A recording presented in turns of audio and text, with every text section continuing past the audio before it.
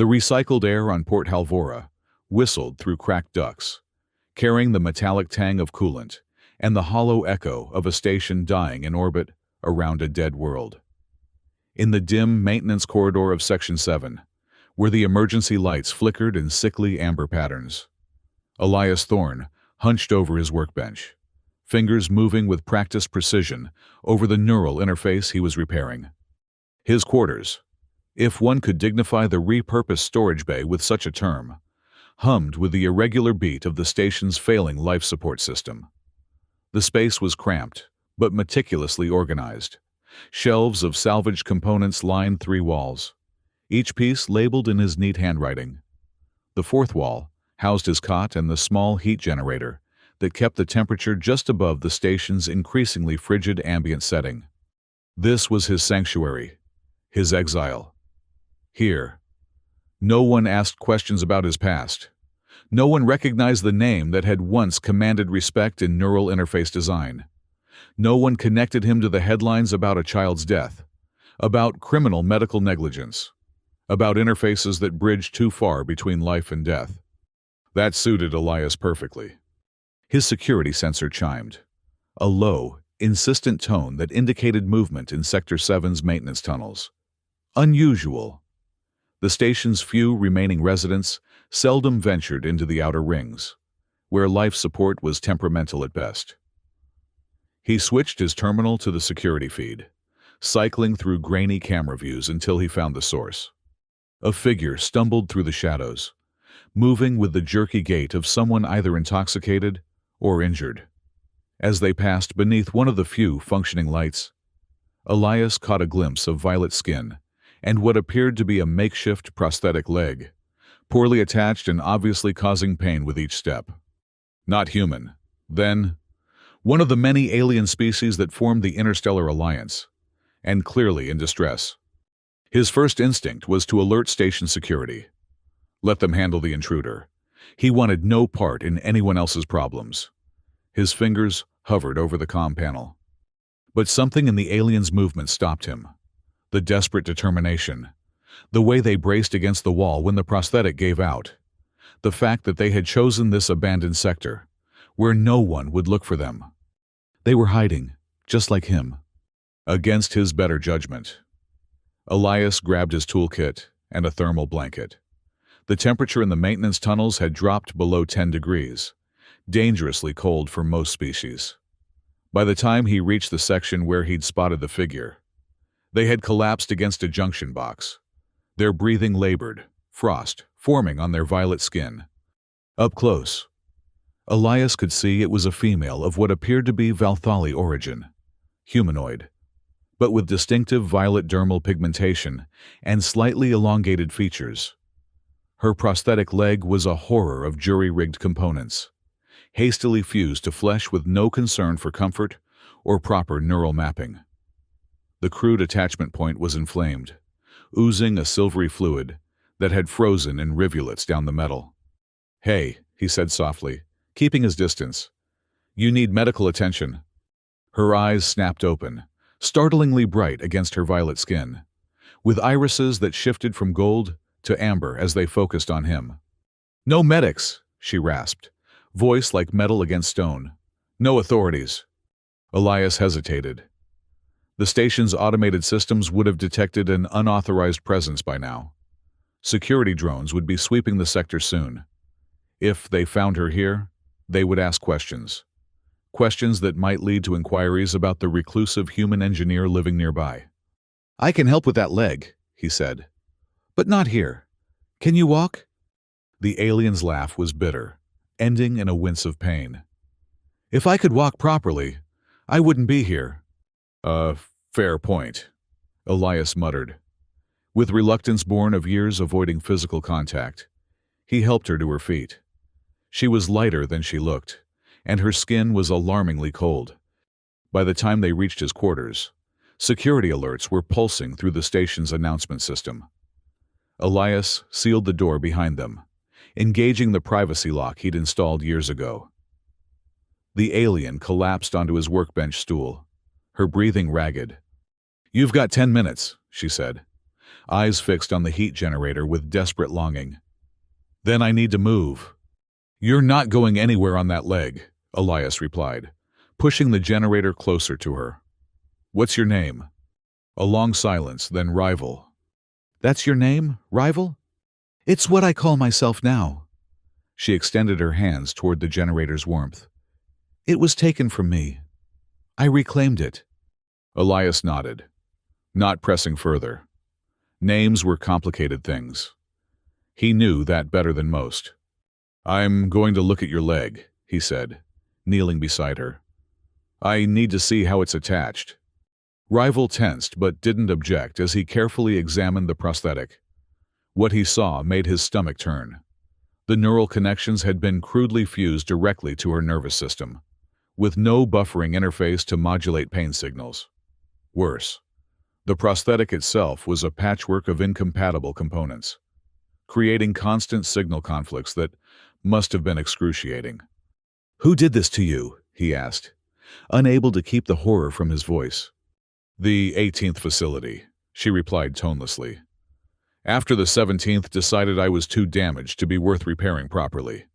Elias looked up, meeting her amber gaze. "Facility?" "Augmentation program," she said, her voice flat. "When you break, they fix you, until you break too much. Then they—" she gestured vaguely at her leg. "Make you functional enough to be returned." Functional. Not comfortable. The implications sank in slowly. Elias had heard rumors about the exploitation of non-human species in the outer systems, beings modified for harsh labor, discarded when they were no longer useful. But seeing the evidence before him, in the form of this woman's mutilated body and deadened eyes, made the abstract horror viscerally real. "I can help," he said, the words surprising him as much as her. "Not fix it completely, but make it hurt less. Make it work better." Suspicion flashed across her features. "Why?" It was a fair question, one he didn't have a good answer for. "Because I can," he said finally. "And because whoever did this should be ashamed." Rival studied him for a long moment, then gave a slight nod. "No promises of perfection. I've heard those before."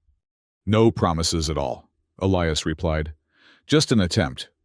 He gathered his tools and began the delicate process of disconnecting the prosthetic, creating a temporary neural block to spare her the pain. As he worked, Rival remained silent, her gaze fixed on the ceiling, only the occasional tightening around her eyes betraying her discomfort. The prosthetic's removal revealed the full extent of the damage. Her leg had been amputated mid-thigh, with hasty surgical work that spoke of an operation performed without anesthesia or proper post-operative care. The neural connections were raw, inflamed from constant irritation. "This will take time," Elias said, setting the prosthetic aside with distaste. "Days, maybe a week to design something better. You can stay here until then." Rival's eyes narrowed. "Why would you risk harboring a fugitive?" "Are you a fugitive?" "To someone, somewhere. Always." Her gaze flicked to the security alert still scrolling across his terminal. "Like now." Elias switched off the terminal. "I'm not exactly welcome in polite society either. Let's leave it at that." He set up his cot for her, despite her protests, and fashioned a makeshift bed for himself from thermal blankets near the workbench. As the station's cycle shifted to night mode, the distant hum of the core reactors changed pitch, dropping to a lower frequency that seemed to resonate in the bones. Rival lay rigid on the cot, staring at the ceiling, her body language screaming discomfort and vigilance. "I'm not going to hurt you," Elias said from his nest of blankets. "Everyone says that," she replied, not looking at him. "Usually right before they do." There was nothing he could say to that. So he remained silent. Eventually, exhaustion overcame her wariness, and her breathing slowed into sleep. Elias stayed awake longer, his mind already sketching designs for a better prosthetic. one that wouldn't treat her body as an inconvenient attachment point for machinery. The first days fell into an uneasy rhythm. Elias worked on the prosthetic design, occasionally asking Rival for input on pressure points and pain levels. She remained guarded, answering his technical questions, but deflecting any attempt at personal conversation. On the third day, as he was calibrating neural response sensors, she finally spoke, unprompted. "You're Elias Thorne," she said, watching him from the cot where she spent most of her time. "The neural interface designer. The one who killed a child." His hands froze over the delicate circuitry. He'd known this was coming. It always did, eventually. "Yes," he said, not looking up. "The interface wasn't the problem," she continued. "It was the hospital's power system that failed." Now he did look up, surprised. The media coverage had been unequivocal in blaming his design. "How do you know that?" A ghost of a smile crossed her face. "The augmentation facilities use modified versions of your interfaces. The technicians talk when they think we're sedated. Your designs work. They've always worked. Someone needed a scapegoat when the hospital system crashed. The revelation should have been vindicating. Instead, it left a hollow ache in his chest. It doesn't matter. A child still died while connected to my interface. And how many have lived because of it?" Rival countered. "How many are walking, seeing, hearing because of your work?" "Not enough to balance the scales," he said quietly. Rival's laugh was harsh. "There are no scales. There's just what we do with the time we have." She gestured at her missing leg. "Trust me. I know." The conversation marked a shift between them. Not friendship, exactly, but a mutual recognition. Two broken people, hiding from worlds that had discarded them. As Elias worked on her prosthetic, Rival began to share fragments of her past. How she had been part of a labor force engineered for mining operations in high-pressure environments. How the first injury had come from equipment failure, not her own mistake.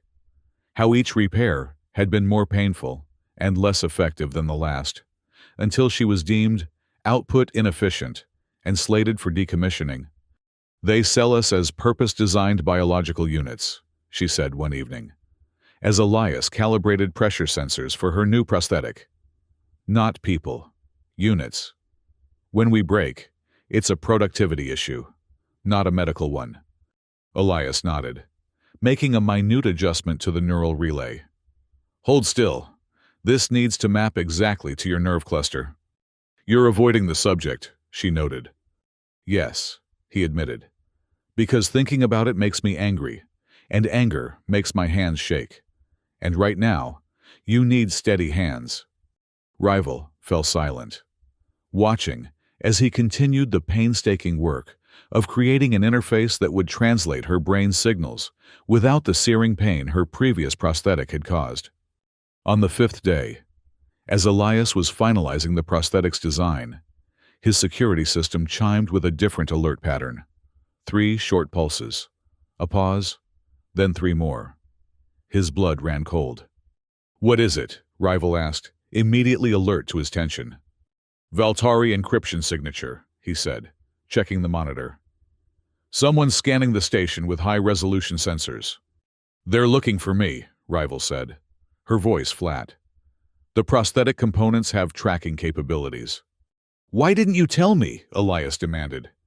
"Because you would have removed the prosthetic and thrown me out," she replied simply.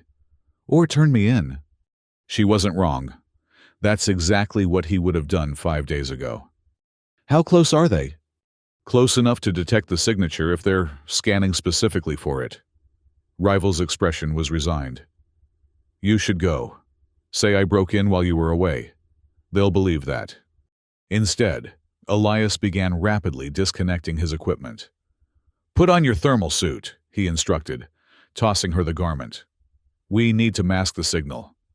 "How?" "The forge in Section 8, he said, gathering essential tools. "It's been malfunctioning for months.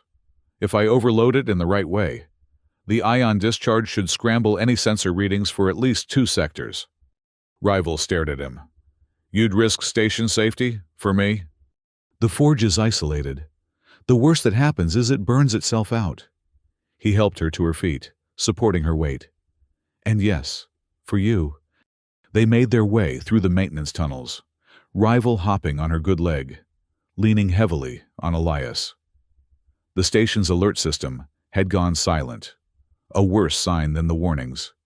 It meant security protocols had elevated to silent containment mode.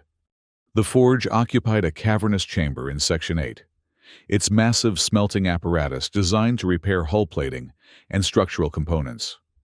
It had been months since it had seen proper use, but the power connections were still active. Elias helped Rival to a sheltered alcove, then began the process of overriding the forge's safety protocols. His fingers flew over the control panel, bypassing lockouts and resetting temperature thresholds. "This will buy us maybe 10 minutes, he said, initiating the power-up sequence. The ion scrambler effect should mask any signal from your old prosthetic components, but it's not permanent. The forge hummed to life, its massive heating elements glowing red, then white as they exceeded normal operating parameters. Warning lights flashed across the control panel, but Elias had already disabled the automatic shutdown sequences. "Get down," he called to Rival, ducking behind a maintenance console as the forge's core began to emit a high-pitched whine. The explosion, when it came, was more of an implosion. A sudden collapse of the containment field followed by a shockwave of ionized particles that washed over the chamber. The lights flickered and died, plunging them into darkness, broken only by the eerie blue glow of ionized gas swirling through the room. In the silence that followed, they could hear the soft hum of Valtari drones moving through adjacent corridors, their sensors sweeping for signals, now obscured by the ion cloud. Elias crawled to Rival's side, pulling her deeper into the alcove as a drone hovered at the forge chamber's entrance. Its optical sensors pulsed, scanning the roiling ion cloud, then moved on, unable to penetrate the interference. They remained motionless, huddled together beneath the thin thermal blanket, which helped mask their heat signatures. Rival's breathing was shallow against his neck, her hand gripping his with surprising strength. "They're not looking for a broken prosthetic anymore," she whispered. "They're looking for a thief. I took something when I escaped." Elias didn't ask what. It didn't matter. "They won't find you," he promised. Minutes stretched like hours as 3 more drones swept the area, then finally retreated. The ion cloud began to dissipate, its protective interference fading. "We need to get back," Elias said, helping Rival to her feet. "The new prosthetic is almost ready. It won't have any tracking components." "It won't matter," she replied, her voice tired. "They'll keep looking. They always do." But she let him guide her back through the tunnels to his quarters, now dark except for the emergency backup power to his workstation. The forge's destruction had consequences beyond their immediate safety. With a major system down, station security implemented tighter movement restrictions and increased drone patrols. Elias and Rival were effectively trapped in his quarters, dependent on his stockpiled supplies and the station's increasingly unreliable life support. "I'm sorry," Rival said on the 7th day, watching as Elias completed the final adjustments to her new prosthetic. "I've made you a prisoner, too." "I was already a prisoner," he replied, not looking up from his work. "Just in a cell of my own making."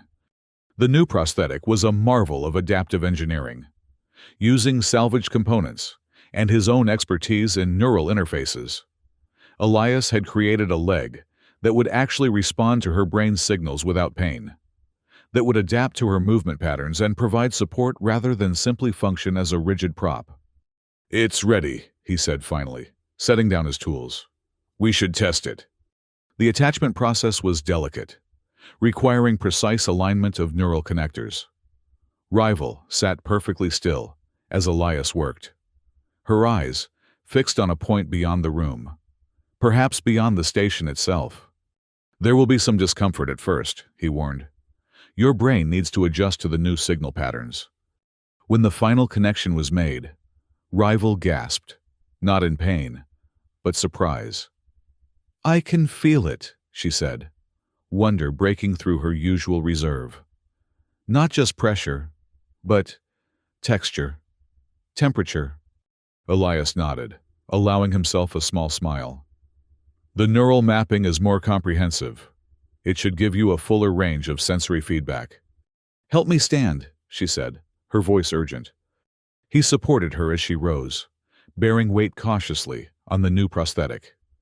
Her grip on his arm was tight, anticipating pain that didn't come. Slowly, she shifted more weight onto the artificial limb, then took a tentative step.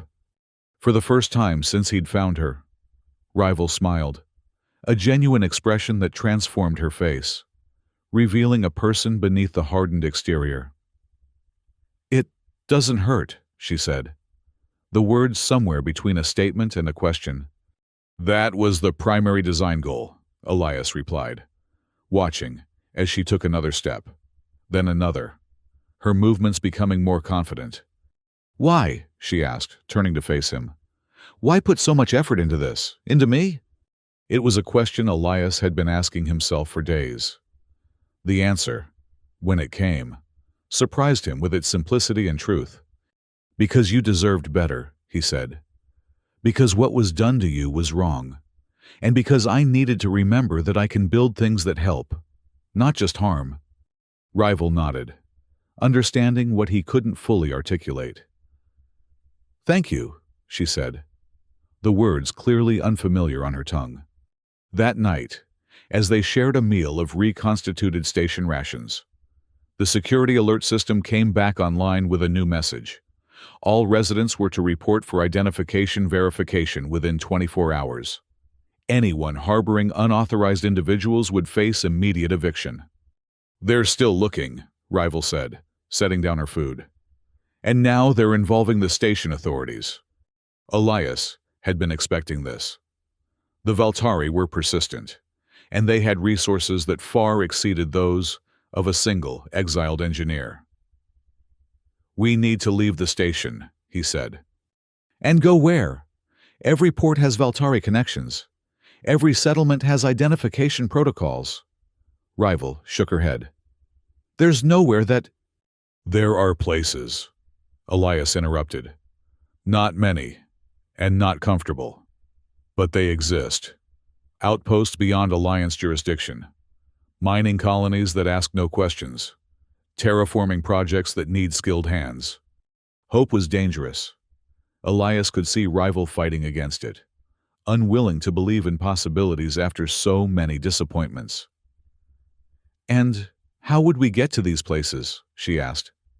"We're trapped in your quarters, surrounded by drones and security checks." "I have a plan," Elias said. "But first, I need to upload something." He turned to his workstation, initiating a secure connection to the Interstellar Communications Network. His fingers moved rapidly over the interface as he packaged his complete prosthetic design into a data burst. "What are you doing?" Rival asked, watching over his shoulder. "Making sure this design doesn't disappear if something happens to us," he replied, encrypting the transmission with a public key that would allow anyone to access it, but prevent anyone from altering it. "It's not perfect, but it's better than what's available to most people in your situation." The design upload included detailed fabrication instructions, neural mapping protocols, and adaptation algorithms. Everything needed to create personalized prosthetics that would respond naturally to the user's nervous system, regardless of species. "You're giving it away," Rival realized. "Your work." "It was never mine to begin with," Elias said, completing the transmission. "The principles came from hundreds of researchers. I just put them together in a new way." The upload complete, he began a second task, overriding the station's automated cargo systems to reroute a supply shuttle. It was delicate work, requiring him to bypass multiple security protocols without triggering alerts. "There's a mineral processing vessel scheduled to leave tomorrow," he explained as he worked. "It makes regular runs to the outer colonies, including a stop at Trassel Reach." "What's at Trassel Reach?" "A green moon, unnamed on most charts, but with a breathable atmosphere and enough vegetation to support basic life. No permanent settlements. No monitoring stations. Rival's expression was skeptical. And you know this how? Because I've been planning an exit strategy since the day I arrived here, Elias admitted. I just never had a reason compelling enough to leave. By morning, his preparations were complete. The cargo shuttle's automated systems had been reprogrammed to make an unauthorized stop at the Green Moon before continuing to its designated destination. 2 life support pods, ostensibly containing sensitive equipment, had been added to the manifest. The pods are designed for transporting medical patients, Elias explained, showing Rival the cramped compartments. Basic life support, waste recycling, enough air for 3 weeks if necessary. We'll only need them for the journey to Trassel Reach. About 2 weeks. 2 weeks in a box, Rival said, her voice neutral. I've endured worse. Elias nodded, understanding the unspoken history behind her words. We have a 6-hour window to reach the cargo bay before the shuttle launches. The security verification will be starting in all habitation sectors, moving outward. If we time it right, we can use the verification process itself as cover to move through the station. The plan was audacious in its simplicity, as residents gathered for verification in the inner sectors, creating a predictable pattern of movement. Elias and Rival would move counter to the flow, using maintenance passages where possible and blending with the crowd where necessary. Rival's new prosthetic allowed her to walk naturally, without the limping gait that had drawn attention before. Elias provided her with a maintenance uniform similar to his own, its shapeless bulk concealing her distinctive features. If we're stopped, he instructed, you're my assistant, helping with emergency repairs to the environmental systems in Sector 9. Don't speak unless absolutely necessary. Rival nodded, adjusting the uniform's hood to shadow her violet skin. I know how to be invisible, she said. I've had practice. They left Elias's quarters for the last time, the space that had been his refuge for years, now stripped of anything personally identifying. If the authorities traced the shuttle override back to him, they would find nothing but an empty storage bay, its resident long gone. The station corridors were busier than usual, with residents moving toward the central hub for verification. Most ignored the 2 maintenance workers heading in the opposite direction, just another repair team addressing the station's endless mechanical failures. They were halfway to the cargo bay when the alert sounded, a pulsing tone different from the previous security warnings. The station's automated voice followed, eerily calm. Attention all residents. Unauthorized neural technology has been detected in Sector 7. Remain in your current locations for scanning. Non-compliance will result in immediate detention. Elias's heart sank. They had detected his transmission of the prosthetic design, traced it back to his quarters. Now, the entire station was being locked down. Keep moving, he murmured to Rival, increasing their pace without breaking into a suspicious run. The cargo bay is only 2 sectors away. But the corridors ahead were emptying as residents complied with the order to remain in place. Soon, they would be the only ones moving, obvious targets for the security drones now deploying throughout the station. Rival grabbed his arm, pulling him into a side passage. Maintenance shaft, she said, pointing to a narrow access panel. It should run parallel to the main corridor. The shaft was barely wide enough for them to crawl through, its metal surfaces slick with condensation from the environmental systems. They moved as quickly as possible, the distant sound of drones growing louder behind them. After what seemed like hours but was likely only minutes, they reached the end of the shaft, emerging into a service corridor 1 level above the cargo bay. Below them, through the grated flooring, they could see the shuttle being prepared for departure, cargo drones loading the final containers. There, Elias whispered, pointing to their life support pods, already sealed and labeled for transport. We need to get down there and into those pods before the final security scan. The cargo bay's main entrance was guarded by 2 security drones, their sensors sweeping the area in regular patterns.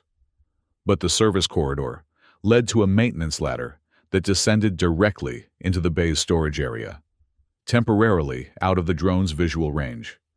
"I'll go first," Elias said, moving toward the ladder. "Wait for my signal, then—" The explosion rocked the entire section, throwing them both against the wall. Alarms blared as the station's emergency containment systems activated, sealing off sections of the corridor behind them. "What was that?" Rival gasped, regaining her balance.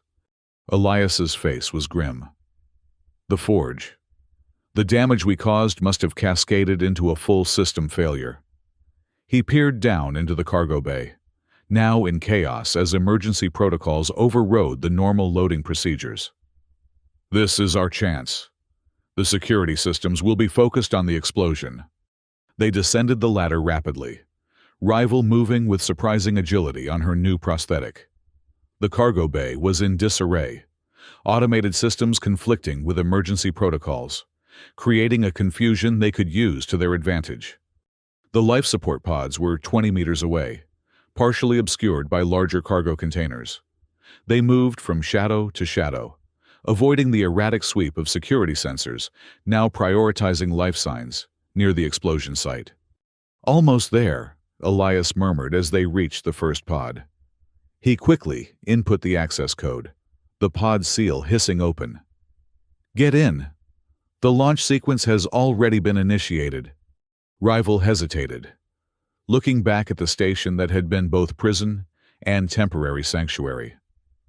"What did you take?" Elias asked suddenly, remembering her words during the forge incident.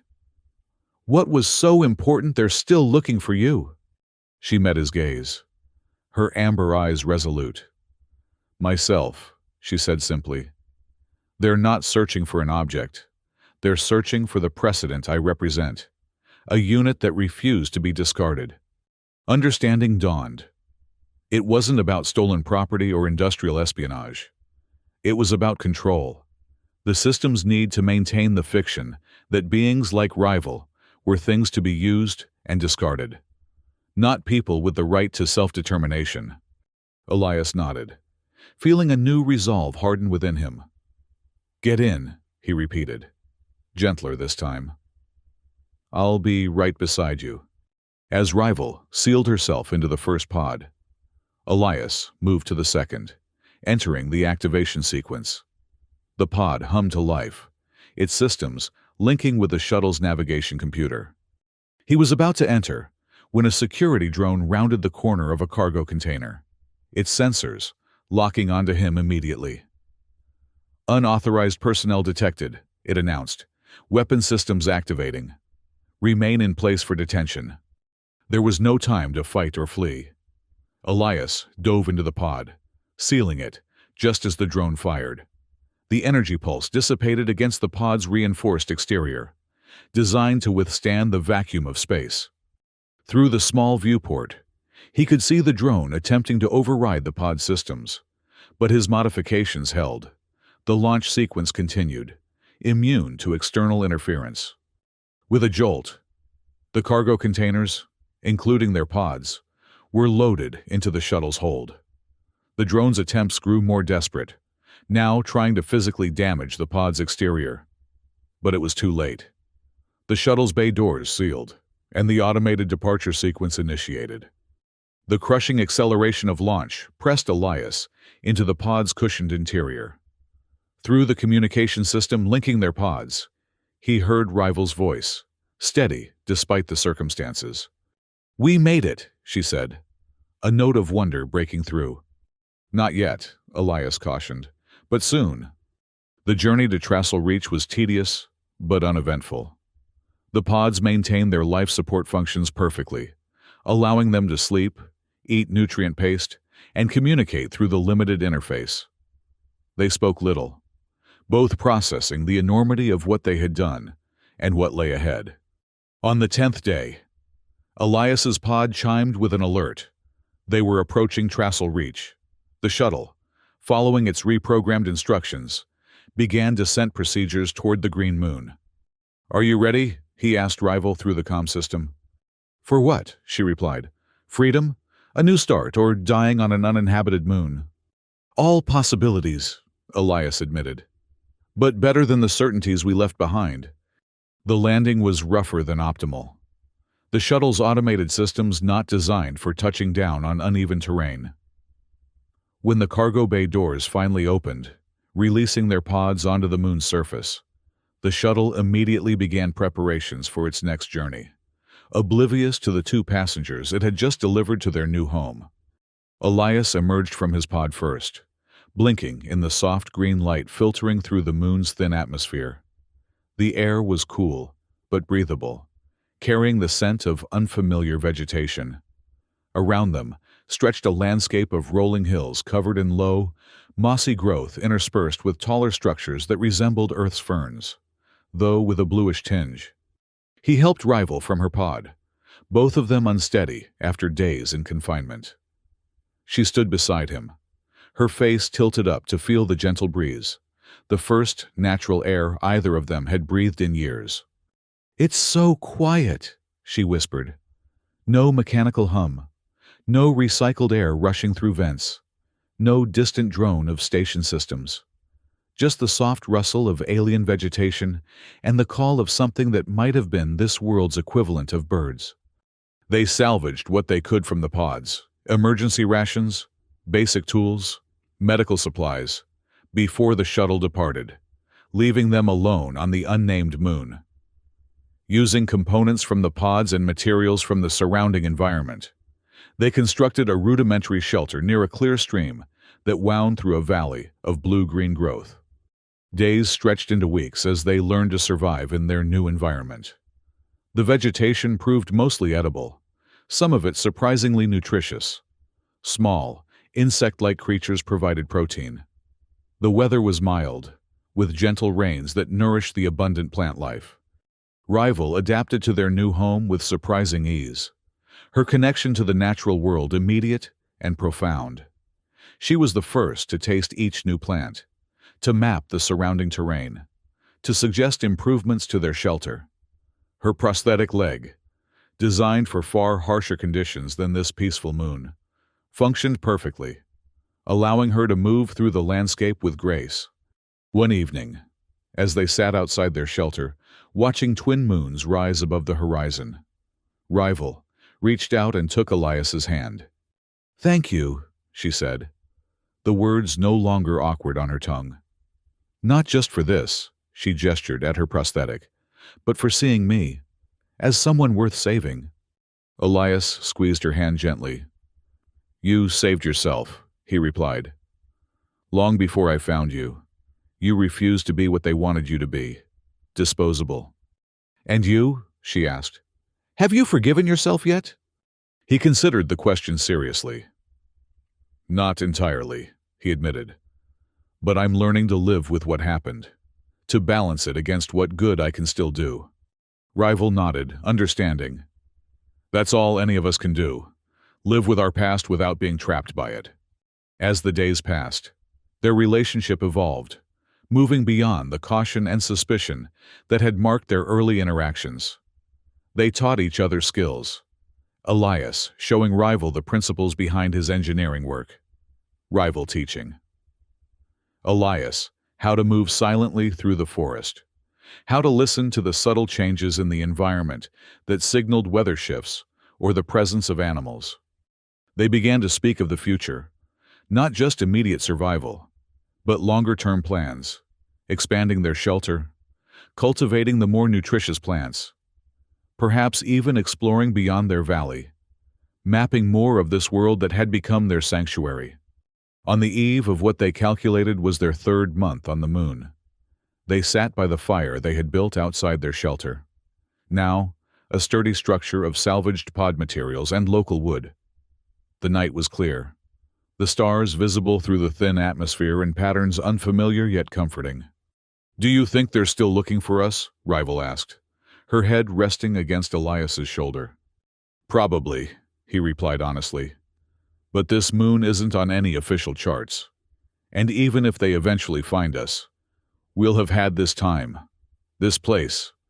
She nodded, her eyes reflecting the firelight. "I never thought I'd have this," she said softly. "A home, a choice about my future." She turned to look at him, her expression open in a way it had never been on the station. "Someone who sees me as a person, not a unit." Elias brushed a strand of hair from her face, still marveling at how their cautious alliance had transformed into something deeper. "You've always been a person," he said. "They just refuse to see it." Rival smiled, the expression now natural on her once guarded face. "Perhaps someday there will be others like us here," she said.